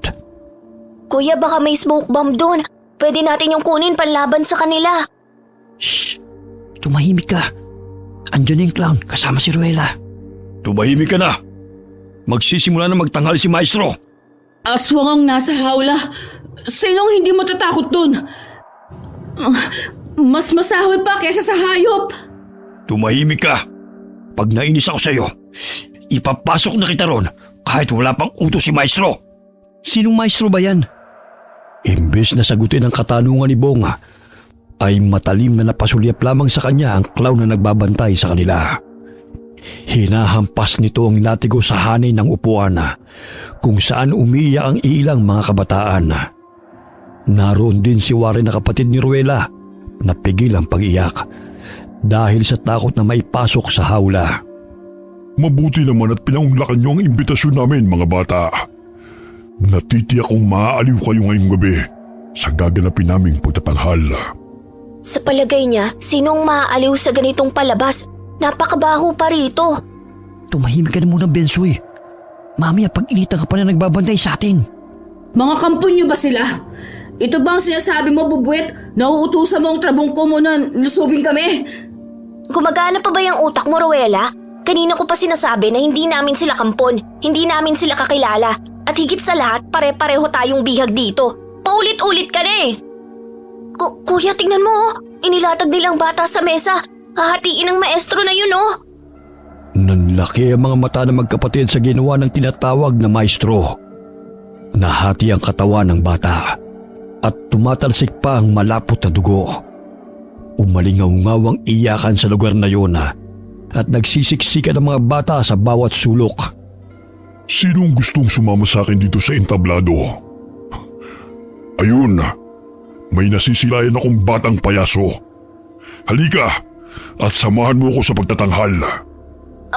Ayoko. Dito na lang ako. Ikaw na lang, maestro. Sige na, bata. Sayang naman ang iyong kasuotan kung hindi mo ko sasamahan sa pagtatanghal. Bilisan mo na, bata, bago pa magalit sa iyo si Maestro. Ngayon mo gamitin ang kapangyarihan ng trabungko na sinasabi mo, Bubuet! Pakiusap! Huwag niyo saktan ang kapatid ko! Nangangatog ang mga tuhod ni Bensoy habang lumalakad papalapit sa entablado. Ngunit sumasagi sa kanyang isipan na kailangan niyang kunin ang espada dahil yun lamang ang paraan para makatakas sila sa lugar na yun. Palakas ng palakas ang kabog ng kanyang dibdib. Natitisod pa siya habang papalapit sa tinatawag na maestro. Nandilat ang mga mata ng binatilyo nang tumambad sa kanyang paningin ang mabalasik nitong anyo. May maliit na sungay na tumubo sa noo nito at kulubot ang balat na nakasuot ng pulang kapa. Ilayo niyo po sa akin ang patalim na yan, maestro. Baka matusok po ako. Bakit ganyan ang kasuotan mo, bata? Gusto mo bang maging kasapi namin? Kasi idol ko po yung mga clown. Tsaka nakikita ko kasi noon sa plaza. Sige, hawakan mo itong espada At ikaw maghati ng kahon. Pero maestro, mahati kasi ang katawan ng bata eh. Gagawin mo ba ang sinabi ko? O ikaw ang gigilatan ko ng leeg? Sige na nga po, akin na po ang espadang yan. Nagkunwari ang binatilyo na ayaw niyang hawakan ng espada. Ngunit nang ibigay sa kanya ang patalim, ay mahigpit niya yung hinawakan at bahagyang tumingin sa kapatid. Buong lakas na iwinasiwas ng binatilyo ang espada kay Maestro, kaya't nagulat ito sa ginawa niya. Lintik kang bata ka. Bakit ako hinataw mo? Pasensya na po, hindi ko sinasadya. Hindi ko po kasi makontrol dahil ang bigat nito. Ay. Akin na nga yan. Baka masugatan pa ako niyan. Hindi ko ibibigay sa'yo, akin ang espadang to. Hoy bata, bakit ganyan ka makatingin? Akin ang espadang yan. Marunong po akong gumamit nito, maestro. Gusto mo bang makita? Gumagamit din kasi kami nito sa aming pagtatanghal eh. Kaya nga lang, hindi ganito katalas. Itinutok ni Bensoy ang espada kay Maestro at buong lakas na hinataw itong muli. Sa pagkakataong yun ay natamaan sa balikat si Maestro, kaya naiinis na ito sa binatilyo. Akin na yan bata. Hindi na ako natutuwa sa'yo. Ako rin! Hindi ako natutuwa sa pinagagawa nyo. Hayaan mo kaming makatakas rito lahat ng mga batang bihag nyo. Isa kang hangal. Walang sino man ang nakakatakas dito. Maging ikaw. Akala mo siguro matatakot mo ako? Paulit-ulit siyang hinataw ni Bensoy ng espada.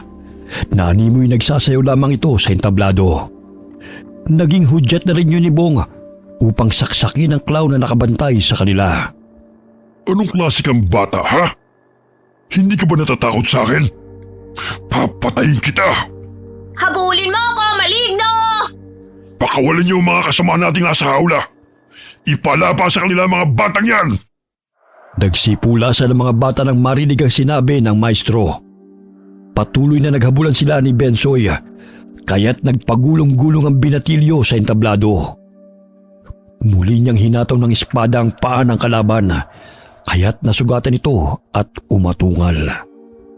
Gagawin kong panamuti ang bungo mo sa karnabal na ito. Sige, tumakbo ka lang bata.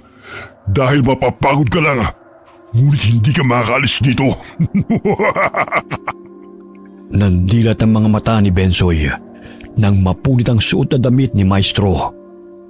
Nagmistulang halimaw ang katawan nito dahil lumaki ang kalamnan na animoy naging taong lobo, katulad ng mga halimaw na nakakulong sa hawla. Mas nakakatakot pa pala ang kanyang itsura. Bensoy! Takpan mo ang ilong mo! Hoy! Aswang!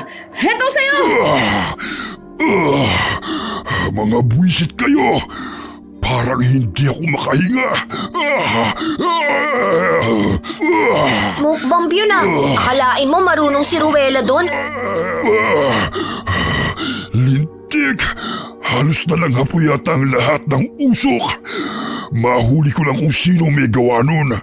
Hindi ako magdadalawang isip na baliin ang leg mo!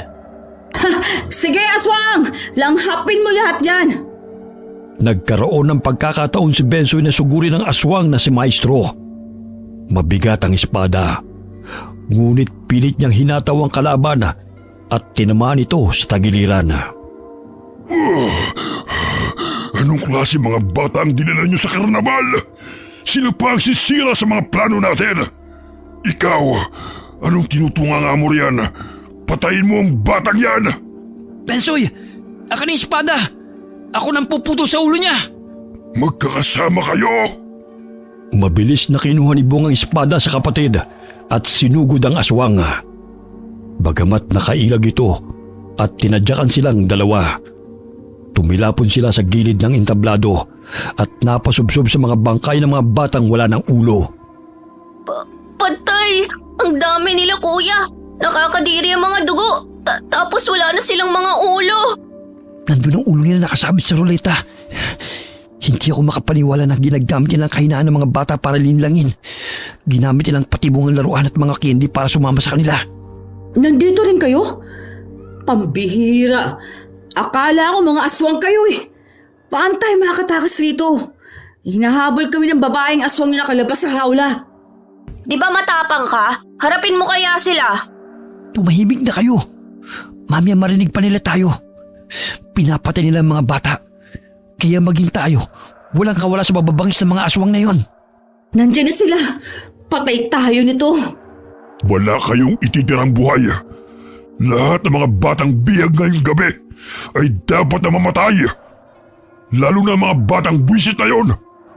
Nagtatapang-tapangan sa teritoryo ko, ha? Hanapin niyo sila! Masusunod po, maestro! Naamoy ko kayo, mga bata. Alam ko kung saan kayo nagtatago. Pero sige lang. Gusto niyo maglaro ng tagu-taguan? Kaya pagbibigyan ko kayo. Ang sino mang mahuhuli ko, puputulan ko ng ulo! Pigil ang hininga nila. Nanginginig na napayakap si Warren kay Rowella. Naghahalo na ang sipon at luha nito dahil sa takot. Hinawi ng aswang na si Maestro ang kurtina kung saan sila naroon. Bulaga! Nandito lang pala kayo.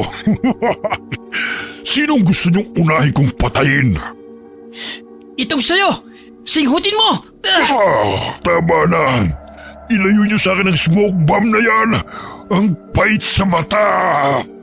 Eto pa ang dart. Tingnan ko kung masasapul ka nito. Nandito ang mga batang walang hiya. Hulihin niyo sila. Bensoy, tama na yan. Kailangan nating umalis dito. Natuntunan nila tayo. Grabe na siya ng dugo. Halos hindi ko masikmura ang amoy. Gumapang tayo patungo sa bandang kwarto na yon. May naanino kung maaari natin gamitin laban sa mga aswang. Nandito lang pala kayo. Saan naman kayo pupunta? Labis ninyong ginali si Maestro. Kaya may paglalagyan kayong lahat. Parang asong ulo na naglalaway ang clown na yan. Aswang din kaya siya katulad ng halimaw na yun na humahabol sa atin? Malamang. Tumayo si Bong mula sa pagkadapa. Dahil sa hindi ganun kaliwanag, ay hindi napansin ng aswang na payaso ang espada na hawak ng binata. Nanginginig ang mga kamay na itinarak ni Bong sa bandang dibdib nito ang espada at paulit-ulit na inundayan ang saksak. Agad nilang binuksan ang pintuan at bumungad sa kanila ang mga gamit. Kaya't isa-isa silang kumuha na maaari lang gawing sandata. May naaninag silang iilang mga bata na nagkukubli sa sulok ng karnabal na yon. May mga bata. Kailangan natin silang iligtas. May isang kahon na naglalaman ng dart dito. Bilisan niyo, may paparating. Bong, ang dalawang halimaw nasa likod na natin. Paano ba yan? Nahanap ko na naman kayo. Wala na kayong mapagtataguan pa. Huwag na kayong magpumilit na tumakas. Hoy! Lumayo ka sa amin! Yung mga bangkay na lang ang kainin mo kung talaga nagugutom ka! Tumahimik ka! Gusto mo bang ikaw ang unahin ko? Ang pinakaayoko sa lahat ay ang utusan ako sa dapat kong gawin. Ang daldal mo, ha? Hinila nito si Rowella sa paa, kaya't malakas itong sumigaw. Bagamat bago pa nito masakmal ang bihag, ay itinuon ni Bensoy ang smoke bomb sa mukha ng mga halimaw at pinindot ang buton. Lumabas ang usokot na langhap yun ng dalawang halimaw. Nabitiwan nito si Rowella, kaya't nagkaroon sila ng pagkakataon na sugurin ng mga kalaban. Sumampa si Bensoy sa likod ni Maestro at paulit-ulit na sinaksak ang mga mata nito gamit ang dart. Bitiwan mo ako, bata! Aray! Hindi kasiyahan ang dala mo, kundi takot at lagim. Ikaw ang dapat na mamatay. Hindi ang mga batang katulad namin. Mga bata, huwag kayong matakot. Kumuha kayo na maaaring gawing sandata laban sa kanila. Parang hindi rin ako makahinga sa smoke bomb na yun ha. Nasaan na ba yung pamahalo ko? Buwisit na aswang na yun. Muntik pa akong kainin. Pinagtulungang paluin ng mga bata ang babaeng aswang na nakalabas sa hawla. Hindi siya gaano kalakas katulad ng kay Maestro at tanging pagkain lamang ang inaatupag nito. Malakas na atungal ang kumakawala sa tuwing paghahampasin siya ng mga bata ng matigas na bagay sa pangunguna ni Rowella. Muling tumilapon si Bensoy nang magwala ang aswang na si Maestro. Ang tapang mo, bata. Ngunit sa pagkakataong ito, luluray-lurayin ko ang katawan mo. Napakalakas ang Maestro na yan. Bulag ng isang mata niya. Ngunit parang hindi man lamang nakakaramdam ng sakit. Nilalapitan niya na si Bensoy. Kailangan ko siyang maunahan bago pa niya mapatay ang kapatid ko. Aray!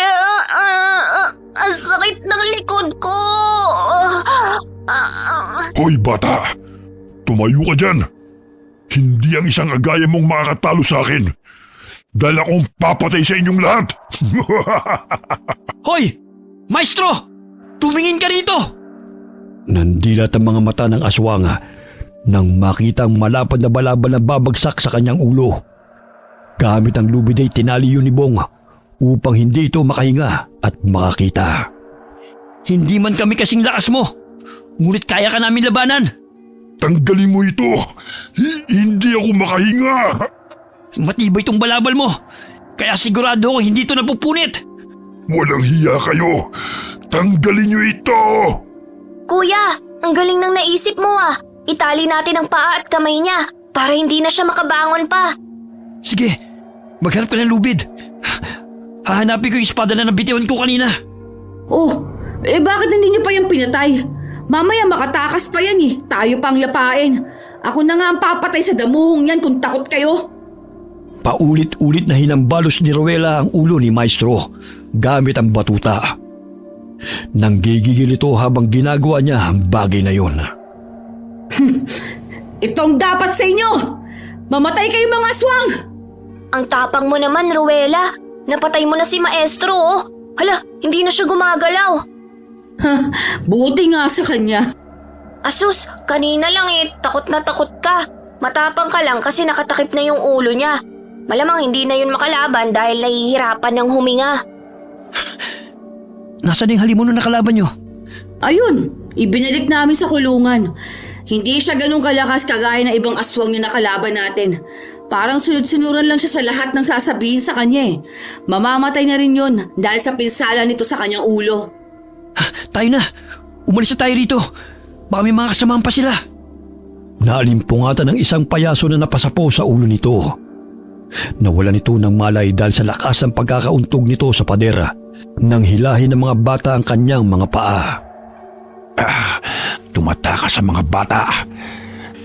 Dahil sa makulit na batang nakakostume na yon, nasira ang aming pagtatanghal. Sisiguraduhin kong hindi sila makakatakas. Nasaan na kaya si Maestro? Anong ginawa nila kay Kurimaw? Parang naghihingalo siya sa loob ng kulungan. Aray, ang sakit ng ulo ko. Nanino nitong pinipihit ng mga bata ang pintuan.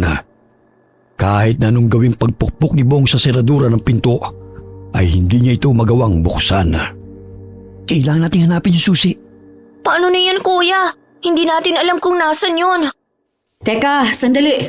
May naisip ako. Di ba may firework dun sa kahon kanina?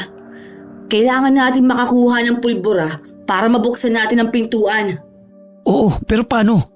Ilalagay natin sa butas ang seradura at sindihan. Sige, ako nang kukuha. Dito lang kayo. Dali-daling tinungo ni Bong ang kahon kung saan nakalagay ang fireworks. Akmang babalik na siya sa kinaroroonan ng mga kasamang bata. Subalit hinarangan siya ng isang payaso. Saan kayo pupunta? Sinira niyo ang karnabal at pinatay niyo ang aking mga kasamahan. Pwes, sisiguraduhin kong walang sino man ang makakaligtas ni isa man sa inyo. Bitiwan mo yung apoy. Pati ikaw matutusta rin kapag sinindahan mo ang lahat ng mga paputok na yan. Wala na akong pakialam. Sama-sama tayong mamamatay. Hindi ko hahayaan na may masaktan ka pa. Sinipa ni Bong ang kamay ng payaso na may hawak na sulo. Kaya't tumilapon ito palayo sa mga paputok. Bagamat nilamon ng apoy ang kurtina at nagsimula ng magliyab. Kailangan mabuksan ang pinto bago pa kami matusta rito. Hindi na kayo makakaalis rito. Sama-sama tayong magiging amo. Nagpambuno silang dalawa at nagpagulong-gulong sa sahig. Nagsigawan ng mga bata dahil palaki ng palaki ang apoy. Kumaripas ng takbo si Bensoy patungo sa kinaroroonan ng kapatid. Bilisan nyo na! Buksan nyo na yung pinto! Bago pa tayo mamatay dito! Pabayaan mo na ako! Pero kuya… Bilisan nyo na! Ako na ang bahala sa lokong to! Dali-daling dinala ni Bensoy ang kahon na naglalaman ng fireworks kay Ruela. Agad nilang kinuhang pulbura sa isang paputok at inilagay sa butas ng siradura. Doon muna kayo sa gilid mga bata. Baka matalsikan pa kayo rito eh. Sisindihan ko lang to. Ilang sandali pa'y sumabog ang siradura matapos sa sindihan yun ni Ruela. Nabuksan nila ang pintuan kaya't dali-daling tumakbo palabas sa mga bata.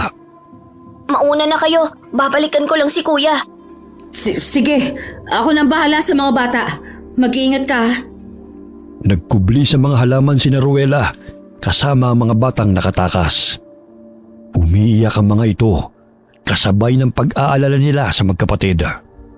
Kuya! Nakasan ka na! Bensoy! Lumabas ka na! Sige na! Mamamatay tayong pareho. Lahat kayong mga pasaway na bata. Ayun ang espada. Kailangan kong tulungan si kuya mula sa aswang na yon. Lumalaki na ang apoy. Halos kalahati na ng karnabal na to'y natutupok. Hindi ako aalis hanggat hindi kasama si kuya. Ang tigas talaga ng ulo mo, Bensoy! Gusto ko talagang samahan ng kapatid mo hanggang kamatayan. Pwes, pagbibigyan ko siya. Pumaibabaw ang payaso kay Bonga. Mahigpit nitong sinakalang binata habang naglalaway pa ito. Hoy! Bitawan mo si kuya! Bibitiwan ko lamang siya kung hindi na siya humihinga. Tapos isusunod na kita. Bibitawan mo si kuya o hindi? Bitiwan mo yung espada. Etong sayo! Buong lakas na hinataw ni Bensoy ang payaso na nakadagan sa kapatid. Tinusok nito ang leeg hanggang sa sumirit ang dugo nito. Tinadyakan pa ito ni Bong dahilan na lumusot ang matalim na espada sa leeg ng payaso. Ang lakas mo na, Bensoy Salamat sa tulong mo. Pero tayo na. Bago pa tayo matusta ng buhay. Nasaan na yung mga bata? Kasama po ni Ruela, nakalabas na sila rito. Halika na. Yung halimaw sa hawla, nasusunog na siya. Buhay pa pala siya. Akala ko napatay na namin. Nakakabingi yung palahaw niya. Humahangos na tumakbo ang magkapatid hanggang sa makalabas ng karnabal. Sunod-sunod na pumutok ang mga fireworks dahilan na nakaagaw ng pansin yun sa mga tao. Ang sikot ng lugar na ito. Sa tingin ko layo nito sa baryo at liblib na lugar na ito. Siguro ang dami na nilang nabiktimang mga bata, ano? Tapos dito nila dinadala upang gawing pagkain. Hindi ko sukat akalain ang mga aswang palang mga clown na yon. Bong! Bensoy, nandito kami! Mabuti naman ligtas kayo. Nasaan ang kapatid mo? Nandoon! Ayaw lumabas sa mga halaman. Nanginginig pa rin sa takot eh. Ang dilim pa. Pero kailangan na natin makaalis dito. Hindi natin nasisiguro na ligtas na tayo. Kuya, tingnan mo, may dipadyak na maaari nating sakyan. Parang mahabang karitela. Sige, sumakay na kayo dyan. At ako na magmamaneho. Hindi naman ako marunong magmaneho ng sasakyan eh. Salita na lang tayo para hindi ka mapagod. Oh, mga bata! Lumabas na kayo sa pinagtataguan ninyo.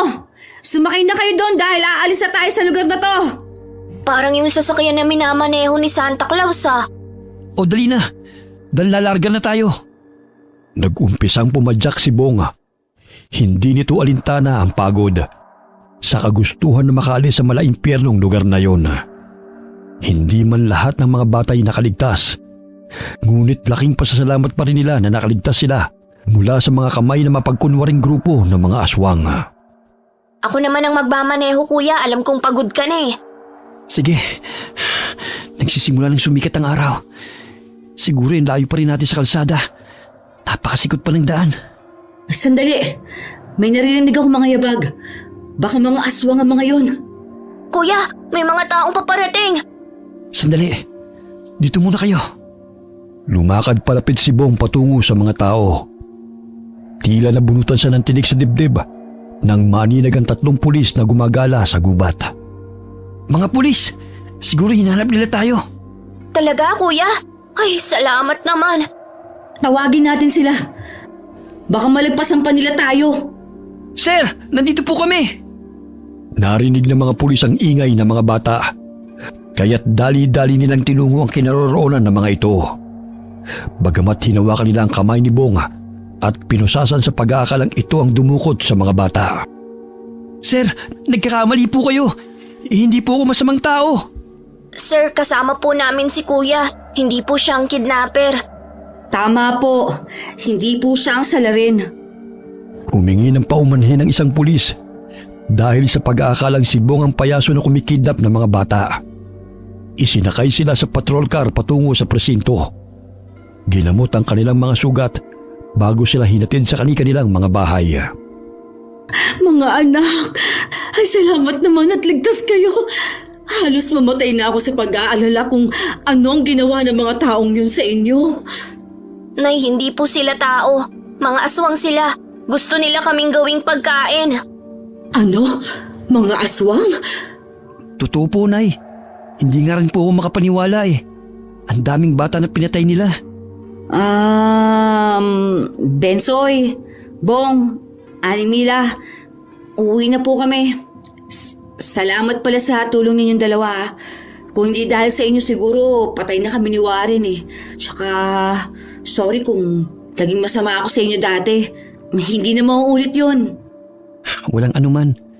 Lahat naman tayo nagkakamali eh. Pero may karapatan tayo magbago para maging mabuting tao. Simula ngayon, hindi na ako makikipag-away. Pati na rin itong si Warren. Tropa na tayo ha. Oo ba? Umuwi sila sa kanilang tahanan upang makapagpahinga. Bit-bit ang hindi makakalimutang karanasan mula sa mga kidnapper na payasong nagtatanghala sa karnabal ng mga aswang. Wakas,